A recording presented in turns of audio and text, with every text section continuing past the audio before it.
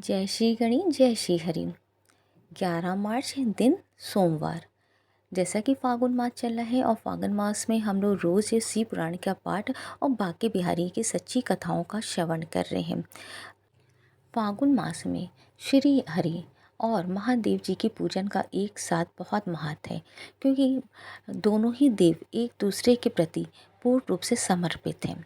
हम लोग को हमेशा अपने घर से जब भी निकले तो कोशिश करें कि हम लोग नारायण कवच करके निकले या नारायण कवच का पाठ सुन के निकले, क्योंकि कवच से हम लोग पूर्ण रूप से सुरक्षित रहते हैं। अगर आपने पहले की कथाओं का श्रवण ना किया हो तो मेरे चैनल पे पूरी प्लेलिस्ट बनी है, आप वहाँ जाके इन कथाओं का श्रवण कर सकते हैं, क्योंकि संपूर्ण कथाओं के श्रवण से संपूर्ण फल की प्राप्ति होती है।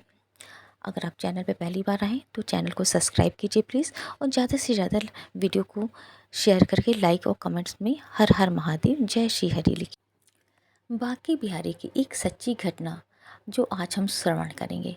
एक सच्ची घटना सुनिए। एक संत कि वे एक बार वृंदावन गए, वहाँ कुछ दिन घूमे फिरे, दर्शन किए। जब वापस लौटने का मन किया तो सोचा भगवान को भोग लगाकर कुछ प्रसाद लेता हूँ। संत ने रामदानी के कुछ लड्डू खरीदे, मंदिर गए, प्रसाद चढ़ाया और आश्रम में आकर सो गए। सुबह ट्रेन पकड़नी थी, अगले दिन ट्रेन से चले। सुबह वृंदावन से चली ट्रेन को मुगल सराय स्टेशन तक आने में शाम हो गई। संत ने सोचा अभी पटना तक जाने में 3-4 घंटे और लगेंगे। भूख लग रही है, मुगल सराय में ट्रेन आधे घंटे रुकती है, चलो हाथ पैर धोकर संध्या वंदन करके कुछ पा लिया जाए। संत ने हाथ पैर धोया और लड्डू खाने के लिए डिब्बा खोला। उन्होंने देखा लड्डू में चींटे लगे हुए थे। उन्होंने चींटों को हटाकर 1-2 लड्डू खा लिए।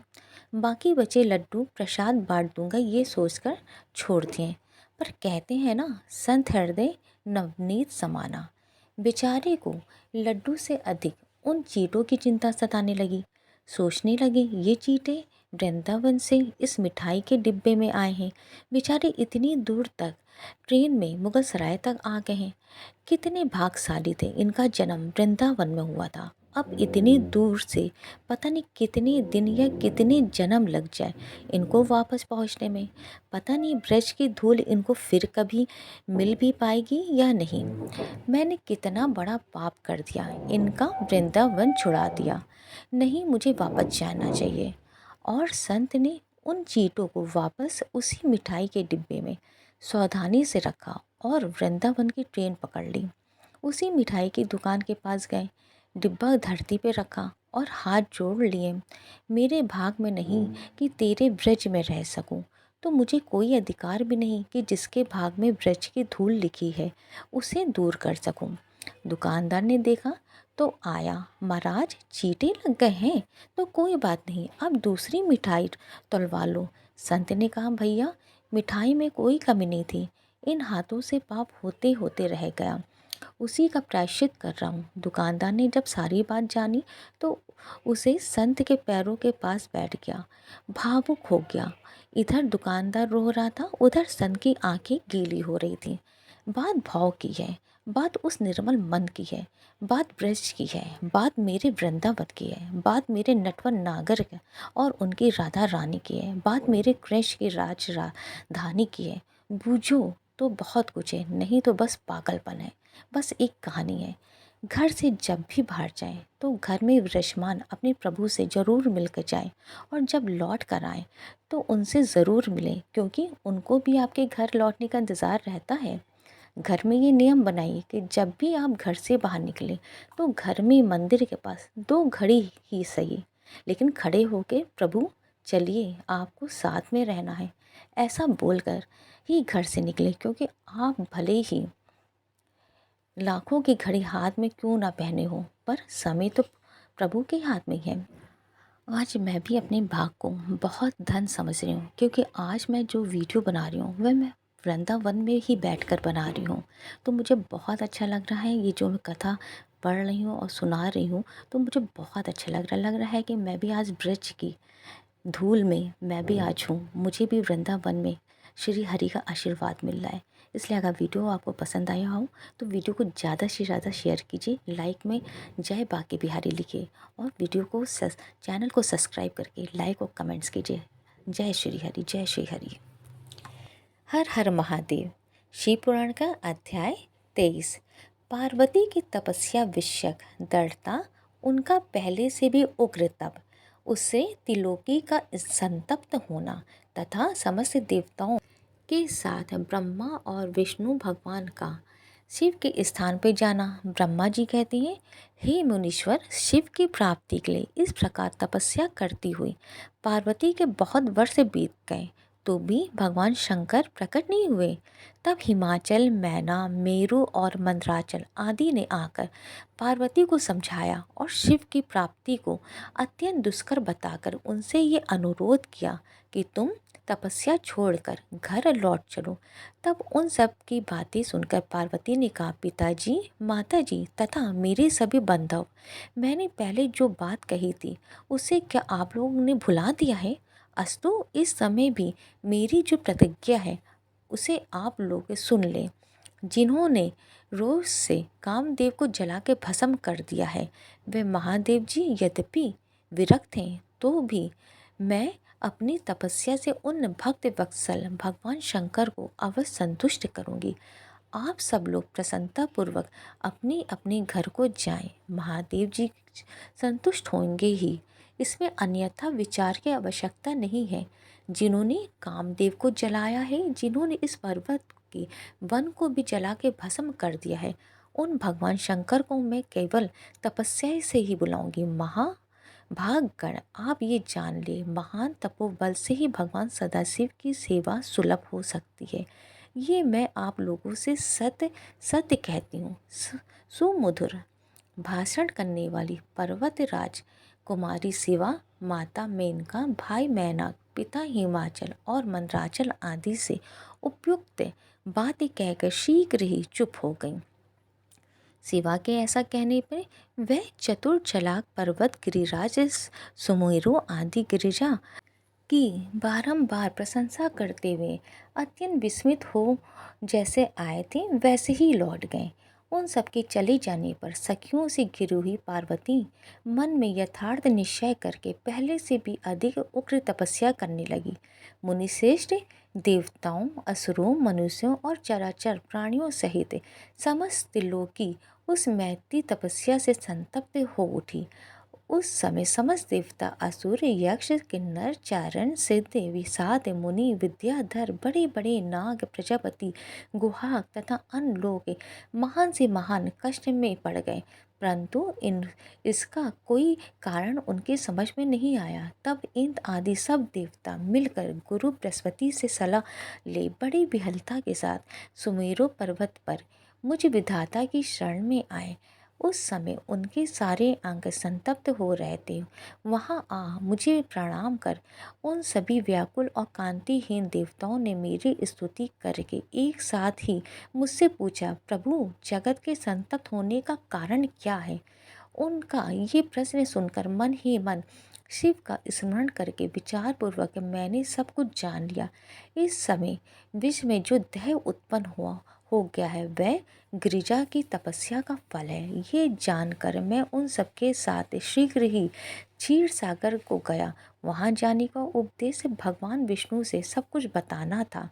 वहाँ पहुंचकर देखा भगवान श्री हरि सुखद आसन पर विराजमान है। देवताओं के साथ मैंने हाथ जोड़कर प्रणाम पूर्वक उनकी स्तुति की और कहा, महाविष्णु, तपस्या में लगी हुई पार्वती के परम उग्र तप से संतप्त हो हम सब लोग आपकी शरण में आए हैं। आप हमें बताइए। हम सब देवताओं की ये बात सुनकर शेष शैया पर बैठे हुए भगवान लक्ष्मीपति हमसे बोले। श्री विष्णु ने कहा, देवताओं, मैंने आज पार्वती जी की तपस्या का सारा कारण जान लिया है। अतः तुम लोग के साथ हम परमेश्वर शिव के समीप चलता हूँ। हम सब लोग मिलकर ये प्रार्थना करेंगे कि वे गिरिजा को विहा कर अपने यहाँ ले आवे। इस समय समस्त संसार के कल्याण के लिए भगवान से शिवा के परिग्रहण के लिए अनुरोध करना है। देवी पिनाकधारी भगवान शिवा को वर देने के लिए जैसे भी वहीं उनके आश्रम पे जाएं, इस समय हम वैसे ही प्रत्यय करेंगे।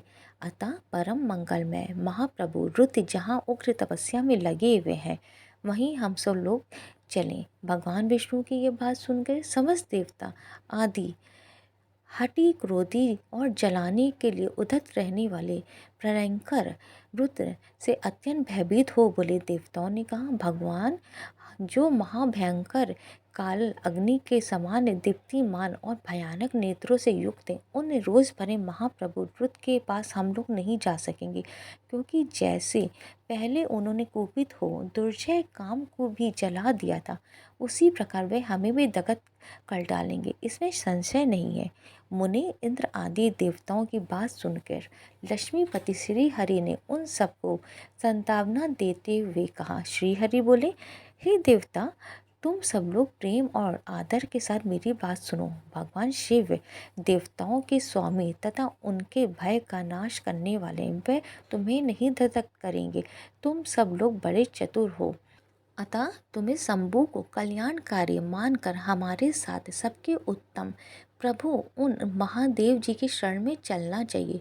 भगवान शिव पुराण पुरुष सर्वेश्वर वर्णीय परत पर तपस्वी परमात्म स्वरूप है, अतः हमें उनकी शरण में अवश्य चलना चाहिए। प्रभावशाली विष्णु के ऐसा कहने पर सब देवता उनके साथ पिनाकपणि शिव का दर्शन करने के लिए गए।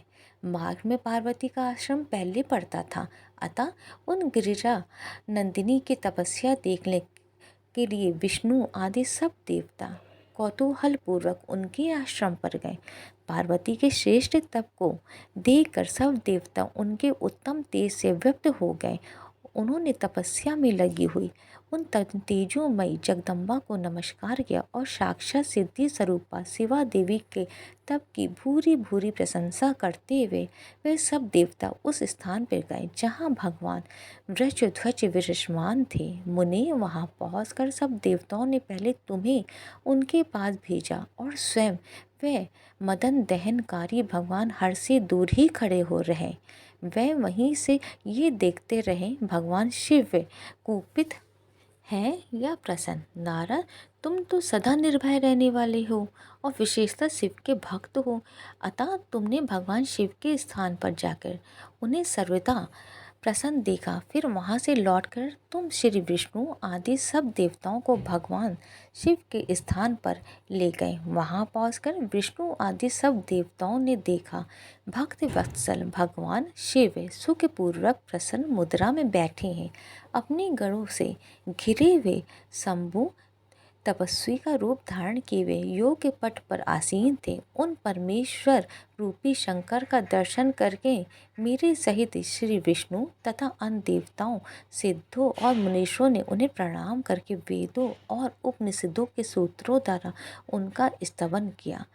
आज का अध्याय यहीं पे विराम करते हैं। आशा करते हैं आप कल का भी अध्याय अवश्य श्रवण करेंगे, क्योंकि शिव पुराण का पठन या श्रवण करने से संपूर्ण फल की प्राप्ति होती है। अगर आप चैनल पर पहली बार आए हो तो चैनल को सब्सक्राइब कीजिए और वीडियो को ज़्यादा से ज़्यादा शेयर करके लाइक। नारायण कवच का पाठ करने से श्री हरि की कृपा दृष्टि सदैव हमारे ऊपर बनी रहती है। अगर हमारे मन में कोई संकल्प है तो उस संकल्प को हमको अपने मन में कर लेना चाहिए और श्री हरि से प्रार्थना करनी चाहिए कि हे ईश्वर, आप मेरी सभी मनोकामना को पूर्ण करें, क्योंकि कवच धारण करने से हमारी सारी व्याधा दूर होती है। इस प्रकार आज इसका हम लोग श्रवण करेंगे श्री हरि का ध्यान करके। राजा परीक्षित ने पूछा, भगवान देवराज इंद्र ने जिससे सुरक्षित होकर शत्रुओं की चतुर्णी सेना को खेल खेल में अनायासी जीत कर त्रिलोकी की राज लक्ष्मी का उपभोग किया, आप उस नारायण कवच को सुनाइए और ये भी बताइए कि उन्होंने उससे सुरक्षित होकर रणभूमि में किस प्रकार आक्रमणकारी शत्रुओं पर विजय प्राप्त की। श्री सुखदेव जी महाराज ने कहा, परीक्षित, जब देवताओं ने विश्व रूप को पुरोहित बना लिया तब देवराज इंद्र के प्रश्न करने पर विश्व रूप ने नारायण कवच का उपदेश दिया। तुम एकाग्रचित्त होकर उसका श्रवण करो। विश्व रूप ने कहा, देवराज इंद्र, भय का अवसर उपस्थित होने पर नारायण कवच धारण करके अपने शरीर की रक्षा करनी चाहिए। उसकी विधि ये है कि पहले हाथ पैर धो के आचमन करें और फिर हाथ में कुश की पवित्री धारण करके उत्तर मुख करके बैठ जाए। इसके बाद कवच धारण पर्यंत और कुछ न बोलने पर निश्चय करके पवित्रता से ओम नमो नारायण और ओम नमो भगवते वासुदेव इन मंत्रों के द्वारा हृदय आदि अन्यास तथा अंगुष्ठ आदि कर न्यास करें। पहले ओम नमो नारायण इस अष्टाक्षर मन के ओम आदि 8 अक्षरों का क्रमशः पैरों, घुटनों, जांघों, पेट, हृदय, व्रज स्थल, मुख और सिर में न्यास करें अथवा पूर्वोक्त मन के यकार से लेकर ओमकार तक 8 अक्षरों का सिर से आरंभ कर उन्हीं 8 अंगों में विपरीत क्रम से न्यास करें। फिर ओम विष्णु नमः इस मंत्र के पहले अक्षर ओम का हृदय में, वी का ब्रह्म रंध्र में, शाह का बाहुओं के बीच में, अड़ा का चोटी में, वे का दोनों नेत्रों और ना का शरीर के सब गांठों में न्यास करे। तदंतर ओम माँ अस्त्राय फट कहकर दिक बंद करें। इस प्रकार न्यास करने से इस विधि को जानने वाला पुरुष मंत्रमय हो जाता है। इसके बाद समग्र ऐश्वर्य, धर्म, यश, लक्ष्मी, ज्ञान और वैराग से परिपूर्ण इष्ट देव भगवान का ध्यान करे और अपने को भी तत् रूप ही चिंतन करे। तत्पश्चात विद्या, तेज और तप स्वरूप इस कवच का पाठ भगवान श्री हरि गणु जी के पीठ पर अपने चरण कमल रखे हुए अणिमा आदि 8 सिद्धियां उनकी सेवा कर रही हैं। 8 अंगूठों में शंख, चक्र, ढाल, तलवार, गदा, बाण, धनुष और पास फंदा धारण किए हुए हैं। वही ओंकार स्वरूप प्रभु सब प्रकार से सब ओर से मेरी रक्षा करें। मत्स्य मूर्ति भगवान जल के भीतर जल जंतुओं से और वरुण के पास से मेरी रक्षा करें। माया से ब्रह्मचारी रूप धारण करने वाले वामन भगवान स्थल पर और विश्व रूप श्री त्रिविक्रम भगवान आकाश में मेरी रक्षा करें। जिनकी घोर अट्टहास करने पर सब दिशाएं गूंज उठी थी और गर्भवती दैत्य पत्नियों के गर्भ गिर गए थे। वे दैत्य युद्ध पतियों के शत्रु भगवान नरसिंह किले, जंगल, रणभूमि आदि विकट स्थानों में मेरी रक्षा करें। अपने दाढ़ों पे पृथ्वी को उठा लेने वाले यज्ञ मूर्ति वराह भगवान मार्ग में परशुराम जी पर्वतों के शिखरों और लक्ष्मण जी के सहित भरत के बड़े भाई भगवान रामचंद्र प्रवास के समय मेरी रक्षा करें। भगवान नारायण मरण मोहन आदि भयंकर अभिचारों और सब प्रकार के प्रमादों से मेरी रक्षा करें। ऋषि श्रेष्ठ नर गर्भ से योगेश्वर भगवान दत्तात्रेय योग के विघ्नों से और त्रिगुणाधिपति भगवान कपिल कर्म बंधन से मेरी रक्षा करें। परम ऋषि सनत कुमार कामदेव से है ग्रीव भगवान मार्ग में चलते समय देव मूर्तियों को नमस्कार आदि ना करने के अपराध से, देव ऋषि नारद सेवा अपराधों से और भगवान कश्यप सब प्रकार के नरकों से मेरी रक्षा करें। भगवान धन्वंतरी कुपथ से, जितेंद्र भगवान ऋषभ देवेशु के दुख आदि भयदायक द्वंद्वों से, यज्ञ भगवान लोकापात से, बलराम जी मनुष्यकृत कष्टों से और श्री शेष जी क्रोध वश नामक सर्पों के गणों से मेरी रक्षा करें। भगवान श्री कृष्ण देवपायन व्यास जी अज्ञान से तथा बुद्ध देव पाखंडियों से और प्रमाद से मेरी रक्षा करें। धर्म रक्षा करने वाले महान अवतार धारण करने वाले भगवान कालिक पाप बहुल कालिकाल के दोषों से मेरी रक्षा करें। प्रातःकाल भगवान केशव अपनी गदा लेकर कुछ दिन चढ़ जाने पे भगवान गोविंद अपनी बांसुरी लेके, दोपहर की पहली भगवान नारायण अपनी तीक्ष्ण शक्ति लेकर और दोपहर को भगवान विष्णु चक्र राजे सुदर्शन लेके मेरी रक्षा करें। तीसरे पहर में भगवान मधुसूदन अपना प्रचंड धनुष लेके मेरी रक्षा करें।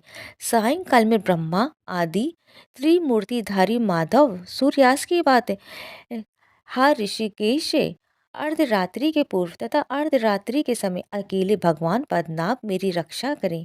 रात्रि के पिछले प्रहर में श्री वासलाचन श्री हरि उषा काल में खड़गधारी भगवान जनार्दन सूर्योदय से पूर्व श्री दामोदर और संपूर्ण संध्याओं में काल मूर्ति भगवान विश्वेश्वर मेरी रक्षा करें। सुदर्शन आपका आकार चक्र रथ के पहिए की तरह है।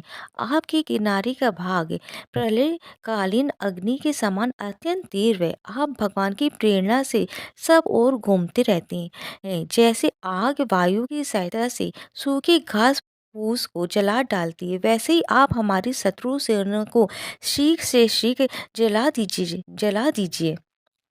कौमुद की गदा आपसे छूटने वाली चिंगारियों का स्पर्श वृष के समान असह्य है। आप भगवान अजीत की प्रिया हैं और मैं उनका सेवक हूँ, इसलिए आप कुष्मांड विनायक यक्ष राक्षस भूत और प्रेत आदि ग्रहों को भी अभी कुचल डालिए तथा मेरे शत्रुओं को चूर चूर कर दीजिए।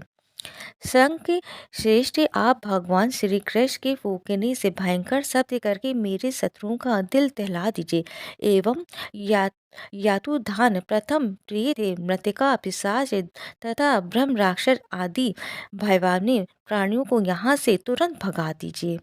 भगवान की श्रेष्ठ तलवार आपकी धार बहुत तीक्ष्ण है। आप भगवान की प्रेरणा से मेरे शत्रुओं को छिन्न भिन्न कर दीजिए। भगवान की प्यारी ढाल आप में सैकड़ों चंदाकार मंडल है। आप पाप दृष्टि पाप आत्मा शत्रुओं की आंखें बंद कर दीजिए और उन्हें सदा के लिए अंधा बना दीजिए। सूर्य आदि ग्रह धूमकेतु छल तारे आदि केतु दुष्ट मनुष्य सर्प आदि रेंगने वाले जंतु दाढ़ों वाले हिंसक पशु भूत प्रेत आदि तथा पापी प्राणियों से हमें जो जो भय हो और जो हमारे मंगल के विरोधी हो, वह सभी भगवान के नाम रूप तथा आयुधों का कीर्तन करने से तत्काल नष्ट हो जाए। व्रत रतांतर आदि सामवेदीय स्तोत्रों से जिनकी स्तुति की जाती है, वह वेद मूर्ति भगवान गरुण और विश्वसेन जी अपने नामोच्चारण के प्रभाव से हमें सब प्रकार की विपत्तियों से बचाए। श्री हरि के नाम रूप वाहन आयुध और श्रेष्ठ पार्षद हमारी बुद्धि इंद्रिय मन और प्राणों को सब प्रकार की आपत्तियों से बचाए। जितना भी कार अथवा कारण रूप जगत है, वह वास्तव में भगवान ही है। इस सत्य के प्रभाव से हमारे सारे उपद्रव नष्ट हो जाए।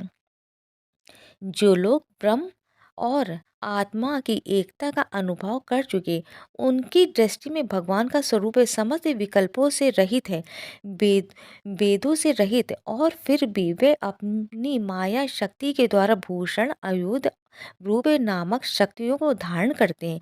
ये बात निश्चित रूप से सत्य है। इस कारण सर्वत्र सर्वव्यापक भगवान श्री हरि सदा सर्वत्र सब स्वरूपों से हमारी रक्षा करें। जो अपने भयंकर अट्टहास से सब लोगों के भय को भगा देते हैं और अपने तेज से सबका तेज ग्रस लेते हैं, वे भगवान नरसिंह की दिशा विदिशा में नीचे ऊपर बाहर भीतर सब ओर से हमारी रक्षा करे। देवराज इंद्र, मैंने तुम्हें ये नारायण कवच सुना दिया। इस कवच से तुम अपने को सुरक्षित कर लो, बस फिर तुम अनायासी सब दैत्य युद्धपतियों को जीत कर लोगे। इस नारायण कवच को धारण करने वाला पुरुष जिसको भी अपने नेत्रों से देख लेता है अथवा पैर से छू देता है, तत्काल समस्त भयों से मुक्त हो जाता है। जो इस वैश्विक विद्या को धारण कर लेता है, उसे राजा डाकू प्रेत पिशाच आदि और बाघ आदि हिंसक जीवों से कभी किसी प्रकार का भय नहीं होता है। देवराज, प्राचीन काल की बात है, एक कौशिक गोत्री ब्राह्मण ने इस विद्या को धारण करके योग धारणा से अपना शरीर मरुभूमि में त्याग दिया। जहाँ उस ब्राह्मण का शरीर पड़ा था, उसके ऊपर से एक दिन गंधर्व राज चित्ररथ अपनी स्त्रियों के साथ विमान पर बैठकर निकले। वहां आते ही वे नीचे की ओर सिर किए विमान सहित आकाश से पृथ्वी पर गिर पड़े। इस घटना से उनके आश्चर्य की सीमा न रही। जब उन्हें बाल खिल मुनियों ने बतलाया कि ये नारायण कवच धारण करने का प्रभाव है।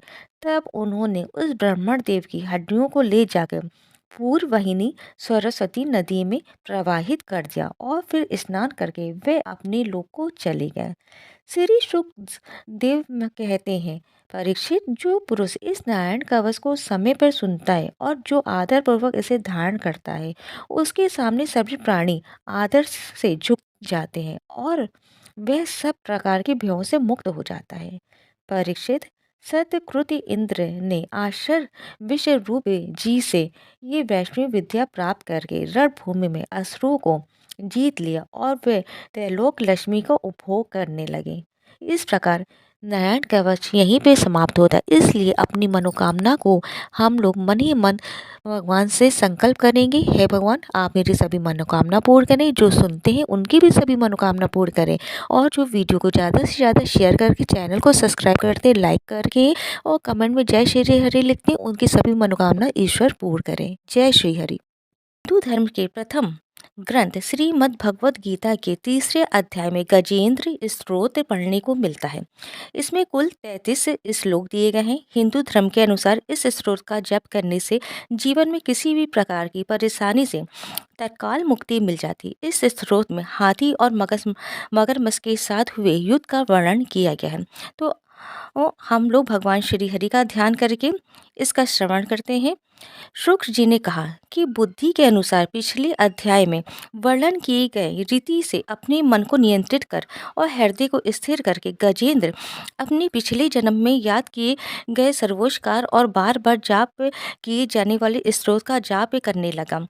गजेंद्र ने मन ही मन श्री हरि को ध्यान करते हुए कहा कि जिनके प्रवेश शरीर और मस्तिष्क चेतन की तरह व्यवहार करते हैं, ओम द्वारा लक्षित और पूरे शरीर में प्रकृति और पुरुष के रूप में प्रवेश करने वाले उस सर्वशक्तिमान देवता का मैं मन ही मन स्मरण करता हूँ, जिनके सारे ये पूरा संसार टिका हुआ है, जिनसे ये संसार अवतरित हुआ है, जिन्होंने प्रकृति की रचना किया और जो खुद उसके रूप में प्रकट हुए, लेकिन इसके बावजूद भी वो दुनिया से सर्वोपरि और श्रेष्ठ है। ऐसे अपने आप और बिना किसी कारण के भगवान की मैं शरण में जाता हूँ।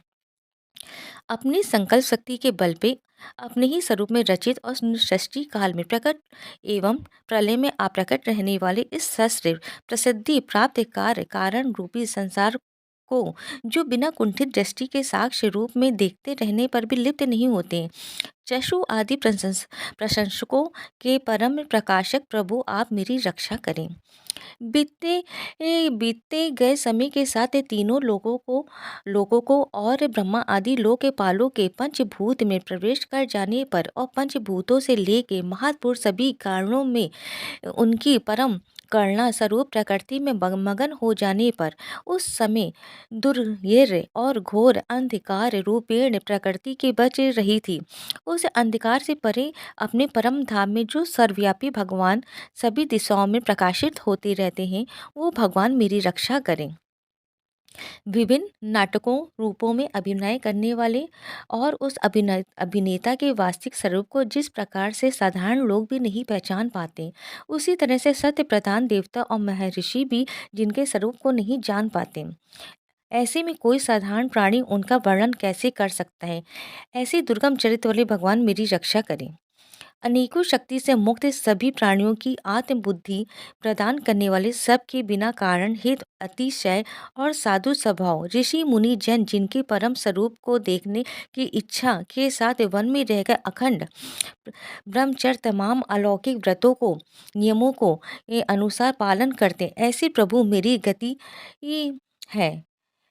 वह जिनका हमारी तरह ना तो जन्म होता है और ना जिनका अहंकार में कोई भी काम नहीं होता है, जिनके निर्गुण रूप का ना कोई नाम है और ना कोई रूप है, इसके बावजूद भी वह समय के साथ इस संसार की सृष्टि और प्रलय के लिए अपनी इच्छा से अपने जन्म को स्वीकार करते हैं। उस अनंत शक्ति वाले परम ब्रह्मा परमेश्वर को मेरा नमस्कार है। प्रकृत आकार रहित और अनेक के रूप वाले अद्भुत भगवान को मेरा नमस्कार है। स्वयं प्रकाशित सभी शाक्त परमेश्वर को मेरा सत सत नमन है। वैसी देव जो नम्य वाणी चित्तवृत्तियों से परे हैं, उन्हें मेरा बारंबार नमस्कार है। विवेक से परिपूर्ण पुरुष के द्वारा सभी सतो गुणों से परिपूर्ण निवृत्ति धर्म के आचरण से मिलने वाले योग मोक्ष सुख की अनुभूति रूपी भगवान को नमस्कार है। सभी गुणों के स्वीकार शांत रजोगुण और स्वीकार करके अत्यंत तमोगुण को अपनाकर मूढ़ से जाने वाले बिना भेद और हमेशा सद्भाव से ज्ञान धनी प्रभु को मेरा नमस्कार है। शरीर के इंद्रिय के समुदाय रूप सभी पिंडिकों के ज्ञाता सबों के स्वामी और साक्षी स्वरूप देव आपको नमस्कार है। सबों के अंतर्यामी प्रकृति के परम कारण लेकिन स्वयं बिना कारण भगवान को मेरा सत सत नमस्कार है। सभी इंद्रियों और सभी विषयों के जान के सभी प्रतीतियों के कारण रूप संपूर्ण जड़ प्रपंच और सबकी मूलभूत अविद्या के द्वारा सूचित होने वाले और सभी विषयों में अविद्या रूप से भसने वाले भगवान को मेरा नमस्कार है। सबके कारण लेकिन स्वयं बिना कारण होने पर भी बिना किसी परिणाम के होने की वजह से अन्य कारणों से भी विलक्षण कारण आपको मेरा बार बार नमस्कार है। सभी वेदों और शास्त्रों के परम तात्पर्य मोक्ष रूपी और शेष पुरुषों की परम गति ये देवता को नमस्कार है।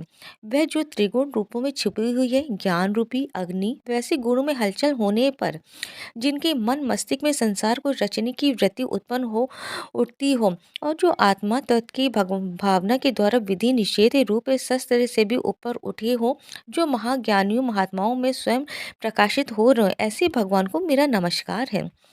मेरे जैसे शरणागत पशु के समान जीवों के अविद्या रूप फांसी को पूर्ण रूप से काट देने वाले परम दयालु और दया दिखने में कभी भी आलस नहीं करने वाले भगवान को नमस्कार है मेरा। मैं अपने अंश से सभी जीवों के मन में अंतर्यामी रूप से प्रकट होने वाले सर्व नियंता अनंत परमात्मा आपको मेरा नमस्कार है। जो शरीर पोते मित्र घर और संपत्ति सहित कुटुंबियों में अशक्त लोगों के द्वारा कठिनाई से मिलते हैं और मुक्त पुरुषों के द्वारा अपने हृदय में निरंतर चिंतित ज्ञान स्वरूप सर्व समर्थ परमेश्वर को मेरा नमस्कार है। वह जिन्हें धर्म में अभिलिषित भोग के धन और मोक्ष की कामना से मनन करके लोग अपनी मनचाही इच्छा पूर्ण कर लेते हैं, अभी तो जिन्हें विभिन्न प्रकार आयाचित भोग और अविनाशी पार्षद शरीर भी देते हैं, वैसे अत्यंत दयालु प्रभु मुझे इस प्रकार की विपदा से हमेशा के लिए बाहर निकाले। वह जिनके एक से अधिक भक्त हैं जो मुख्य रूप से एकमात्र उसी भगवान के शरण में जो धर्म अर्थ आदि किसी भी पदार्थ की अभिलाषा नहीं रखते हैं, जो केवल उन्हीं के परम मंगलमय एवं अत्यंत विलक्षण चरित्र का गुणगान करते हैं, उनके आनंदमय समुद्र में गोते लगाते हैं। उन अविनाशी सर्वव्यापी सर्वमान ब्रह्मादि के भी नियामक भक्तों के लिए भी हमेशा प्रकट होने वाले भक्ति योग द्वारा प्राप्त अत्यंत निकट होने पर भी माया के कारण अत्यंत दूर महसूस होने वाले इंद्रियों के द्वारा आगमय और अत्यंत दुर्विज्ञ अंत रहित लेकिन सभी के आदि कारक और सभी तरफ से परिपूर्ण उस भगवान की मैं स्तुति करता हूँ। वो जो ब्रह्मा सहित सभी देवता चारों वेद समस्त चर और अचर जीव के नाम और आकृति भेद से जिनके अत्यंत क्षुद्र अंशों से रचित हैं, जिस तरह से जलती हुई अग्नि की लपटें और सूरज की किरणें हर बार बाहर निकलती हैं और फिर से अपने कारण में लीन हो जाती हैं, उसी प्रकार बुद्धि मस्तिष्क इंद्रियों और नाना योगिनियों के शरीर से जिन गुणों से प्राप्त शरीर जो स्वयं प्रकाश से परमात्मा से अवतरित होकर फिर से उन्हीं में लीन हो जाता है, वह भगवान जो ना तो देवता है न असुर न मनुष्य और ना ही मनुष्य से नीचे किसी अन्य योनि के प्राणी, ना ही वो स्त्री है ना ही पुरुष है और ना ही नपुंसक है और ना ही वो कोई ऐसी जीव है जिनका इन तीनों ही श्रेणी में समावेश है। वो ना तो गुण है ना कर्म है, वो ना ही कार्य और ना ही कारण, इन सभी योनियों का निषेध होने पर जो बचता है वही उनका असली रूप है। ऐसे प्रभु मेरा उत्थान करने के लिए प्रकट हूँ। अब मैं मगरमच्छ के चंगुल से आज़ाद होने के बाद जीवित नहीं रहना चाहता हूँ। इसकी वजह ये है कि मैं सभी तरफ से अज्ञानता से ढके इस हाथी के शरीर का क्या करूँ। मैं आत्मा के प्रकाश से ढक देने वाले अज्ञानता से युक्त इस हाथी के शरीर से मुक्त होकर होना चाहता हूँ, जिसका काल क्रम से अपने नाश नहीं होता है बल्कि ईश्वर की दया और ज्ञान से उदय हो पाता है। इस प्रकार से मोक्ष के लिए ललाहित संसार के रचयिता स्वयं संसार रूप में प्रकट है, लेकिन संसार से परे, संसार में एक खिलौने की भांति खेलने वाले संसार में आत्म रूप से व्याप्त आजन्मा सर्वव्यापी एवं प्रत्यय वस्तुओं में सर्वश्रेष्ठ श्री हरि का केवल स्मरण करता हूँ और उनके शरण में जाता हूँ। वह जिन्होंने भगवत शक्ति रूपी योग के द्वारा कर्मों को जला डाला है, जिन्हें समस्त योगी ऋषि अपने योग के द्वारा अपने शुद्ध हृदय में प्रकट देखते हैं, उन योगेश्वर भगवान को मेरा नमस्कार है। वह जिनके गुणे शक्तियों का राग रूप विवेक और आशाएं हैं, जो सभी इंद्रियों के विषय रूप में मौजूद हैं, वे जिनकी इंद्रियां समस्त विषयों में ही बसी रहती हैं, ऐसे लोगों को जिनको मार्ग मिलना भी संभव नहीं है, वैसे शरणागत एवं अपार शक्तिशाली वाले भगवान आपको बारंबार नमस्कार है। वे जिनकी अविद्या नाम की शक्ति के कार रूप से ढके हुए, जिनके रूप को जीव समझ नहीं पाते, ऐसे अपार महिमा वाले भगवान की मैं शरण लेता हूँ।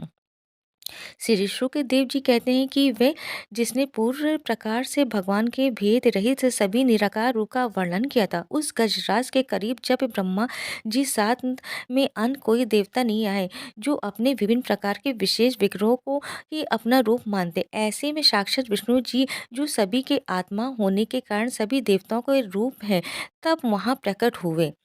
गजराज को इस प्रकार से दुखी देख के और उसके पढ़े के स्तुति को सुन के चक्रधारी प्रभु इच्छानुसार वेग वाले गरुड़ की पीठ पर सवार होकर सभी देवताओं के साथ उस स्थान पर पहुंचे जहां पर वह गज था। सरोवर